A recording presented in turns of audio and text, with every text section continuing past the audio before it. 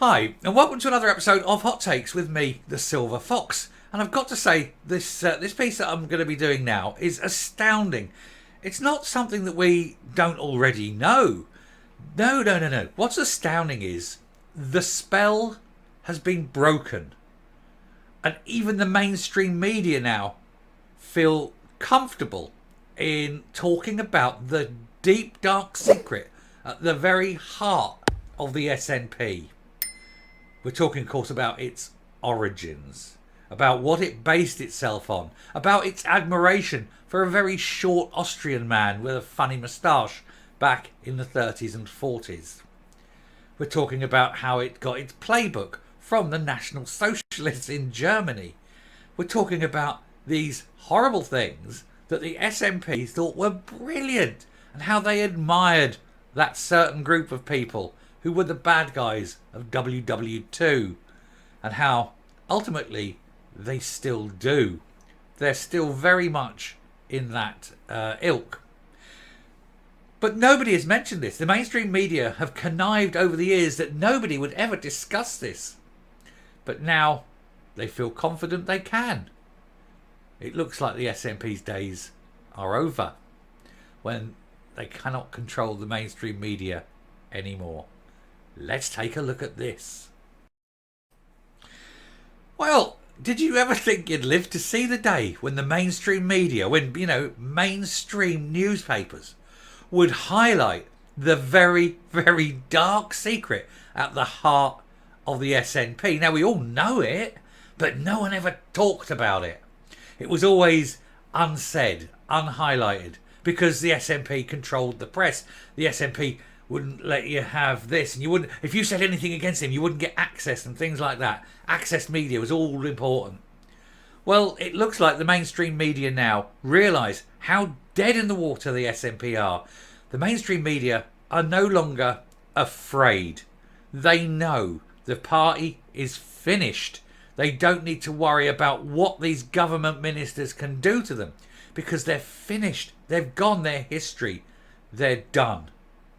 And so now they feel confident in exposing these things, putting them up, letting the sunlight glint brightly on the dark heart of the party. So this is because the SNP have tried to cover up their history, and someone said, no, let's not cover it up. Let's put it out there. SNP airbrushed dark past with a vanity project college training for new party recruits. They're desperate for recruits. Their party is dying on its feet. They're not getting enough new people coming through. So a crash course in the SNP's history is missing some important points as they face accusations of failing to educate new recruits on their history because they don't want anyone to know their history. They're so badly and deeply ashamed of it. The Nationalists have been slammed for hypocrisy after an educational document for new party recruits airbrushed out past links to, the little Austrian, with the tash, to the fascism and to the nasties, both before and during Second World War. In a document titled "Welcome to the SNP," readers are guided to a section dubbed "The Historical Overview of the SNP," and it states that, like most political parties, the SNP has a long and diverse history. However, it jumps from 1933 to the 1960s without a single mention of its controversial past.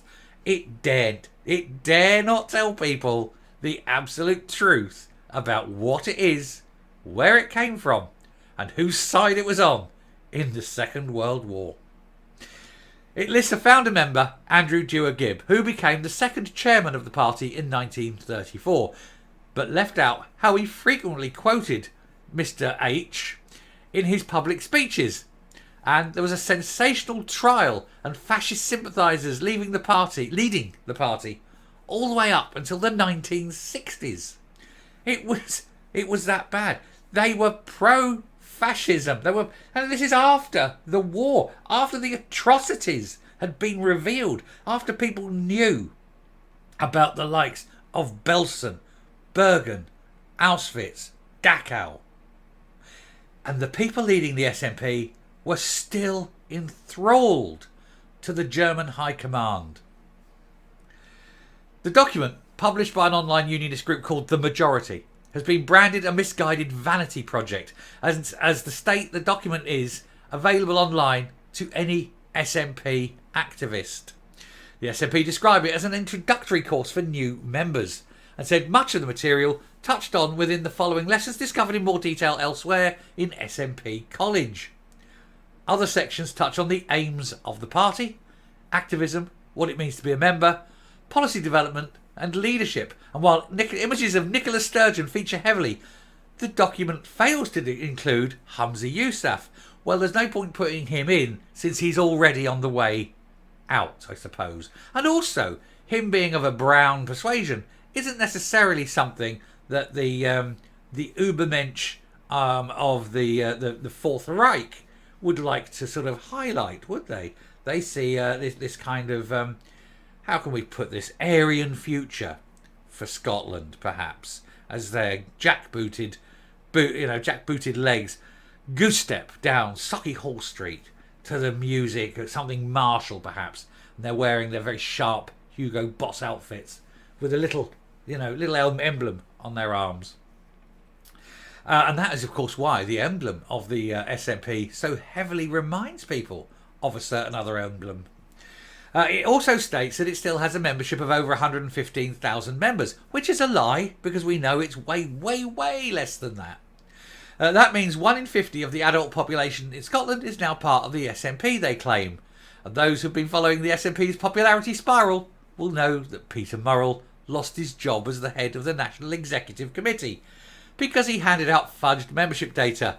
They boasted about 100,000 members when it was more like 70 and dropping, which is why they're desperate to get new young members in. Dropping like a stone, and they need money. Lots and lots of money. You'd wonder why. Surely all that gold, sitting in Switzerland. Maybe they can get their hands on some of that. Scottish Conservatives Deputy Education spokesperson Ros McCall, MSP, told the Scottish Express, "The hypocrisy of the SNP creating a college about themselves is astonishing, given they have decimated the sector during their 16 years in office." Oh yeah, education in Scotland screwed over, but the SNP have built a college based on, here's things you can learn about the SNP, although they don't teach you anything about the SNP. They said the very least they could have done is make sure parts of their history weren't airbrushed from the course's content. Oh yeah, now it's all very Stalin-esque, isn't it? Oh yeah, I don't like that bit. Airbrush it out, The SNP might insist education is their top priority, but the public would have thought that that would have stretched to educating people about their own history, which is problematic. They have a problematic history, don't they? It also heavily features Nicola Sturgeon over Humza Yousaf in sections on leadership and shows her waving to the crowd. The SNP has been contacted for comment, and yet comment there has been none. So, in a historical book written by the historian Dr. Catriona MacDonald of Glasgow University, she said Andrew Dewar Gibb was clearly sympathetic to National Socialism as a bulwark against communism, or at least as the lesser of two evils, and he shared its anti-Semitic anxieties. He was an anti-Semite as well. Even if he did not support its approach to dealing with them, although he didn't castigate them for it. He didn't speak out against what they were doing. Although Gibb gave his backing to Winston Churchill when the war was declared, he admitted in his diary, "I don't care who wins," and offered to resign at a party meeting in Edinburgh, saying he made no secret of my distinct fascist leanings. He was a fascist, absolutely. Caledonisch Freikorps. He was definitely one of them. He was replaced by the journalist William Power, who had previously argued that the overthrow of Austrian mustachioed people was not legitimate, before he in turn was replaced by the socialist firebrand Douglas Young. Young was strongly opposed to the war, and he led the campaign against conscription on the basis that Westminster had no legal rights to order Scots into battle. This stance saw him jailed after a sensational trial, and he began his leadership of the party from behind bars. This is the calibre of the people you have. Another historian, Dr. Gordon Pentland of Edinburgh University, describes a dark side to Young's nationalism, illustrated by articles such as Scotland and the New World Order and Quislings in Scotland. Discussing the war against the Austrians' Germany, Young once wrote, "The SNP must not be sold to democracy in case democracy should be the wrong camp." In other words, laying the ground for the victory by the Germans, and then the SNP would come out and stand foursquare, shoulder to shoulder, beside the Reich, put it that way. He stood down when the party ruled he could not continue to be a member of both Labour and the SNP, and he was replaced by Bruce Watson, who was a chemist at Aberdeen University. His son, Roderick Watson, recalls the family home being raided in 1941 by MI5 officers looking for subversive literature and weapons, although they left empty-handed. Further raids carried out by the police in the same year led to Arthur Donaldson, who went on to become the SNP chairman in 1957. Officers found 5 revolvers, ammunition, fascist material, and a letter to National Socialism secret agent Dr. Gerhard von Tavener, leading to Donald being imprisoned as a potential collaborator. He was a traitor. This is the SNP. This is the history of the SNP. They destroy, and as they destroy, they promise dreams of a utopia if only you'll follow them. That playbook straight out of Mein Kampf. That's what they do. That's what they're promising. That's their actions. You can see it. They destroy everything and promise a bright new future if only you'll give them power. Mein Kampf in action. They are the people you're voting for. Dearie, dearie, dearie. It is absolutely disgusting party that actually voted to support the Germans during the war, whose whole history is ridden with support for little Austrian mustachioed people and their ilk, and who saw no problem with rounding up the Jews and putting them into concentration camps. But they don't mention that in their official history, do they? Of course not. I'm coming up. Now, ultimately, we have 2 stories here, don't we? First of all, we have the story about this is how bad the SNP are, this is where they came from and all that. And it's being highlighted, and that's fine. That's one story, and people should know. But the real story here is not that that is a thing.